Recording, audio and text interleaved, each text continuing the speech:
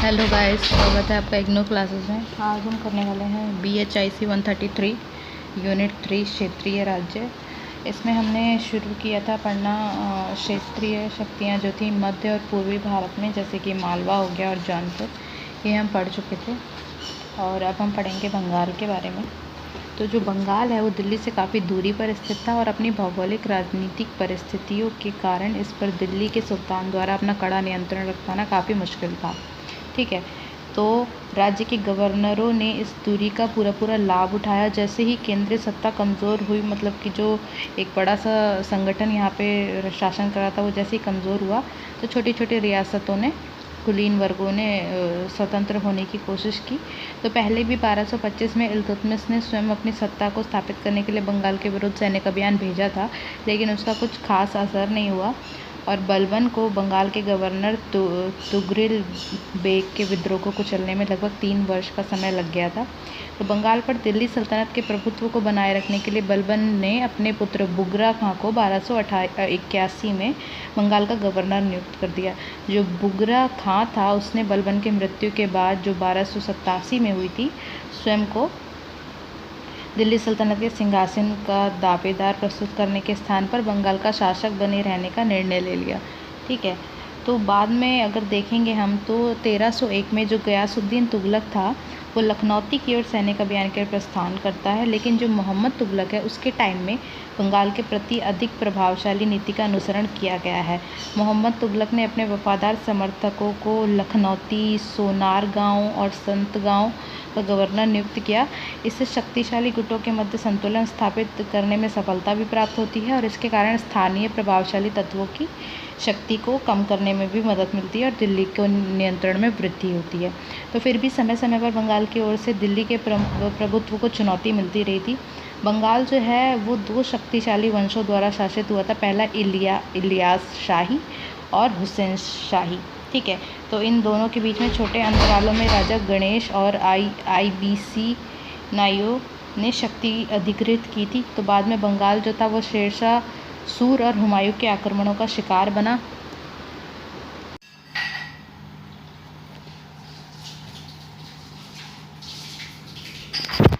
इसके बाद क्या होता है कि अफगान करारानी शासन प्रारंभ होता है यहाँ पे और 1576 में दाऊद खान करारानी को हराकर अकबर ने बंगाल पर अधिकार कर लिया। उसके बाद अपने साम्राज्य का हिस्सा बना लेता है उसको और 1599 तक जो है संपूर्ण शांति यहाँ पे स्थापित की जाती है। अब जो इलियास शाह है वो 1342 से लेकर 1357, जब मोहम्मद तुगलक का अमीर था और जो दिल्ली में उसका मातहत रहा था, तो वहाँ पे इलियास शाही वंश का संस्थापक था। इलियास शाह जो है वो बंगाल का शक्तिशाली शासक बनकर उभरा और उसने सिकंदर सानी यानी कि दूसरे सिकंदर की उपाधि धारण की। धीरे धीरे उसने तिरहुत, लखनौती, सोनारगांव पर अधिकार कर लिया और इसी के साथ बनारस की ओर कूच किया और गोरखपुर और बहराइच पर कब्जा कर लिया। 1357 में कामरूप को भी अपने अधिकार में कर लिया। जो असम का जो एरिया है, उसने नेपाल, उड़ीसा, जाजनगर, ये सब पे सैन्य अभियान भेजे। सुल्तान फिरोज शाह तुगलक ने क्या किया कि बंगाल की ओर सैनिक अभियान भेजने के लिए प्रस्थान किया और समस्या का निदान करने के लिए उसने लगभग 1 वर्ष का समय लगा। एक बार फिर 1359 में सुल्तान फिरोज शाह तुगलक को सिकंदर शाह की शक्ति को दबाने के लिए उसके विरुद्ध सैनिक अभियान पर जाना पड़ा। जो फिरोज शाह तुगलक है उसकी मृत्यु 1388 के बाद दिल्ली के सुल्तान इतने कमज़ोर हो जाते हैं कि बंगाल के विद्रोही शासक को अपने अधीन नहीं रख पाते। तो सिकंदर शाह का पुत्र जो गयासुद्दीन आजम शाह होता है वो एक लोकप्रिय शासक बनता है। ठीक है, और बर्मा के आक्रमण के समय उसने अराकानी शासक को संरक्षणात्मक प्रदान किया और सहायता की उसकी। तो उसने कमाटा, अहोम के राजाओं को संयुक्त आक्रमण का सामना करना पड़ा और जो करातोय नदी था उसके पार के क्षेत्र को भी उसको देना पड़ा। चीन के साथ उसने कूटनीति संबंध स्थापित किए और उसके द्वारा 1404 में उसने पहला जो राजदूत मिंग शासक है उसके दरबार में भेजा गया। ठीक है, 1410 में गयासुद्दीन शाह की हत्या के बाद बंगाल का जो आंतरिक अराजकता है वो संघर्ष, दोहरे संकट का सामना करना पड़ता है यहाँ पे। लेकिन जो इलियास शाह है उसके एक वंशज नसीरुद्दीन अबुल मुजफ्फर महमूद जो है वो उसकी सत्ता में आ जाने के कारण जो मामले होते हैं वो अच्छी स्थिति में आ जाते हैं। जो उड़ीसा का जो नगर है, जिसे जहाजनगर के नाम से जाना जाता है, उसके शासक कपिलेंद्र देव के आक्रमण का सामना उसको करना पड़ता है। उसके द्वारा ही राजधानी गौड़ का पुनः स्थापित किया जाता है और अलाउद्दीन अली शाह द्वारा फिरोज शाह जो पांडुआ स्थानांतरित किया गया था, उसके पुत्र द्वारा क्या होता है, फसारवादी नीति का अनुसरण होता है यहाँ पे। तो ये सारी चीज़ें इसके अंतर्गत आती हैं। बंगाल में किस तरीके से मुगलों का शासन, मतलब बंगाल में जो क्षेत्रीय शक्ति थी वो किस तरीके से उभर करके सामने आई। ठीक है, उसके बाद अगर हम देखेंगे तो असम में कमाटा, कामरूप और अहोम।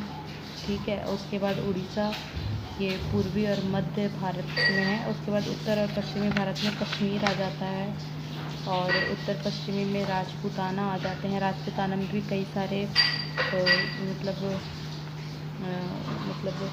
कई सारे लोग थे, जैसे कि मोहिल थे, सिसोदिया थे, मारवाड़ थे, गहलोत, वागड़ के गहलोत थे, मारवाड़ के राठौर थे, ये सारे लोग थे यहाँ पे। तो असम की अगर हम देखें तो भौगोलिक तौर पर एक मध्यकालीन असम के अंतर्गत पश्चिम में करातोय नदी की घाटी के साथ साथ संपूर्ण ब्रह्मपुत्र की घाटी तथा उत्तर पूर्व में मिश्मी पहाड़ी और पटकाई भूमि का संपूर्ण इलाका इसमें आता है।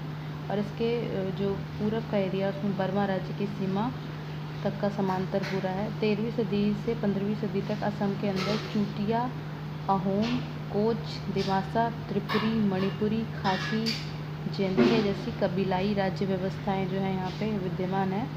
चूटिया और अहोम कबीले का शक्तिशाली कबीलों के रूप में उदय देखा जाता है यहाँ पे। इनके अतिरिक्त असम में कमाटा राज्य भी विद्यमान है। इस भाग में हम अहोम और कमाटा कामरूप राज्यों के उदय के बारे में देखेंगे विस्तार से।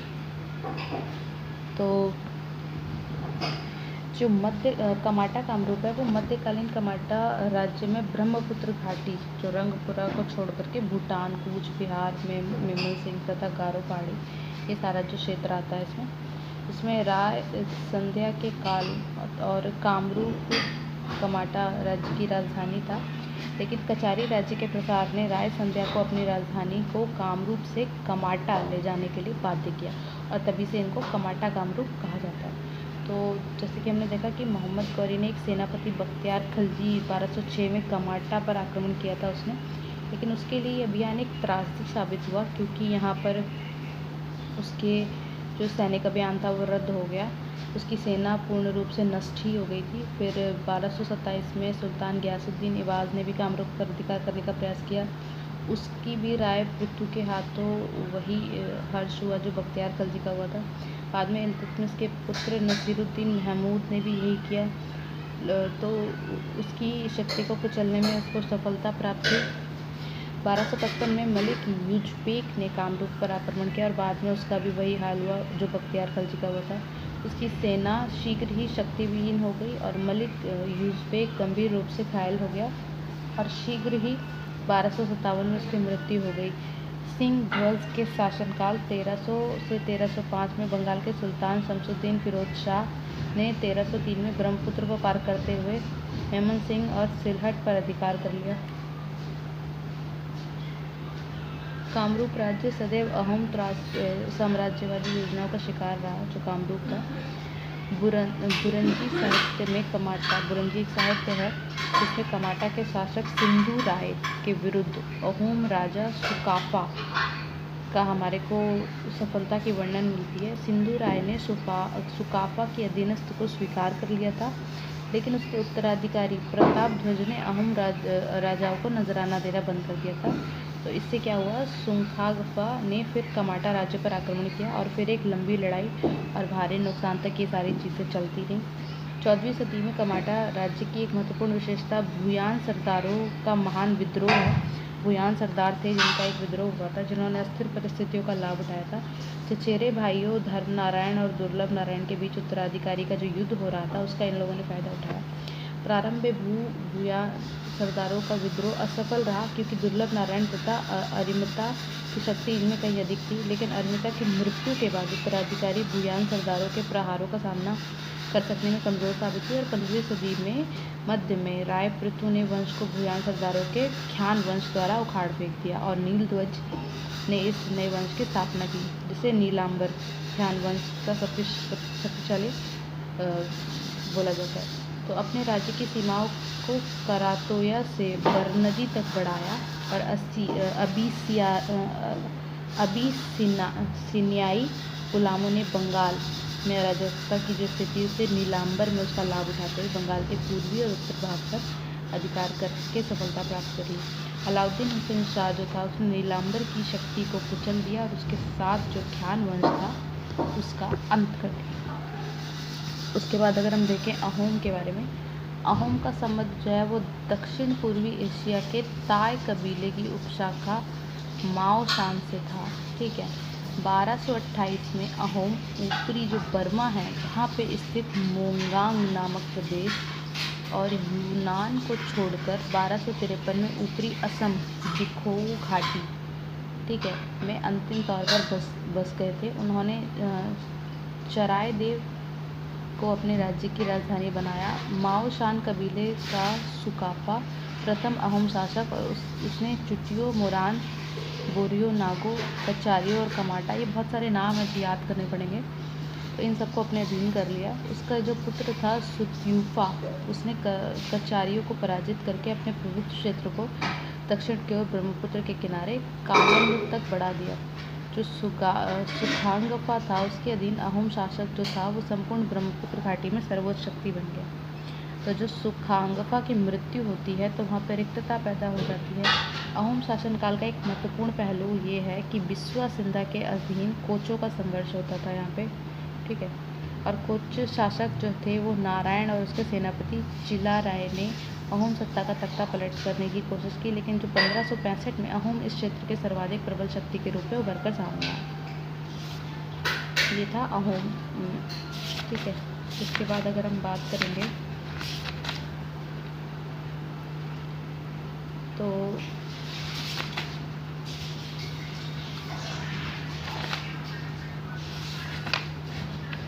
इसके बारे में हम थर्ड चैप्टर के बारे में बात करेंगे, विजयनगर साम्राज्य और दक्कन राज्य। विजयनगर साम्राज्य क्या, आपको पता ही है कि विजयनगर साम्राज्य जो है उसकी शुरुआत सल्तनत के टाइम से ही हो गई थी। वहाँ पे लोगों ने मतलब 1336 से ही जो है स्थापना हो गई थी उसकी। और यहाँ पर क्या बोलते हैं कि बहुत सारे वंश आते हैं विजयनगर में, जैसे संगम वंश आता है, सल्लूब वंश आता है, तुल्लुब वंश आता है, अराविंदु वंश आता है। लेकिन हमें यहाँ पे तुल्लुब वंश के दो लोगों की बात ज़्यादा करनी है। एक तो तुल्लुब वंश के ही बंदे की बात करनी है, जैसे कि कृष्णदेव राय है, जिसने 1505 से और 1570 तक जो वंश था ये चला था, लेकिन कृष्णदेव राय का इसमें योगदान दिखता है 1509 से 1529 तक, ठीक है। तो इसके बारे में हम बात करेंगे विजयनगर। इसमें अक्सर क्वेश्चन आता है विजयनगर साम्राज्य की स्थापना, सुदृढ़ीकरण या फिर ब्राह्मणों की राजनीतिक भूमिका इसमें कैसी थी और मंदिरों का क्या योगदान था, या मंदिरों को कैसे राजनीति और संप्रदायों से जोड़ा गया है। इसमें स्थानीय प्रशासन के बारे में दो चीज़ें बहुत इंपॉर्टेंट है, एक नयनकार व्यवस्था और एक आयकर व्यवस्था। मंदिरों की आर्थिक भूमिका क्या थी यहाँ पे, मंदिरों से किस तरीके से आर्थिक व्यवस्था यहाँ पे सेटिंग की जा रही थी, ठीक है। बहमनी शक्ति का यहाँ पे कैसे उदय होता है और यहाँ बहमनी जो साम्राज्य है उसमें केंद्रीय और प्रांतीय प्रशासन किस तरीके का था, तो ये इम्पॉर्टेंट क्वेश्चन है इसमें। तो 1336 से 1509 में हम देखेंगे अगर तो विजयनगर की स्थापना यहाँ हमारे को देखने को मिलती है, ठीक है। तो इसके बारे में हम डिटेल में बात करेंगे नेक्स्ट वीडियो में, ठीक है। ये 4th चैप्टर है और इसके बारे में हम बात करेंगे नेक्स्ट वीडियो में विस्तार से। फ़िलहाल हम इसका थोड़ा सा इंट्रो करते हैं कि दक्षिण भारत के राजनीतिक घटनाक्रम के निर्धारण में भौगोलिक विन्यास की महत्वपूर्ण भूमिका है। स्थानीय शक्तियों के मध्य संघर्ष के मुख्य केंद्र थे कृष्णा गोदावरी डेल्टा, कावेरी घाटी, तुंगभद्रा दोआब और कोंकण भूभाग, जो अपनी उर्वरता और दूर फैले गहरे सागरों तक पहुंच के लिए जाना जाता था। बहुत ही उपजाऊ एरिया था। तो 8वीं से 13वीं शताब्दी के मध्य संघर्ष राजपूतों और पल्लवों के मध्य था, जबकि बाद में टकराव विजयनगर और बहमनी के हो गया। पहले राष्ट्रकूट आपने पढ़ा होगा, राष्ट्रकूट और पल्लवों के बीच में था, लेकिन बाद में ये विजयनगर और बहमनी साम्राज्य के बीच में टकराव होने लगता है। अगर आपको वीडियो पसंद आई हो तो लाइक और सब्सक्राइब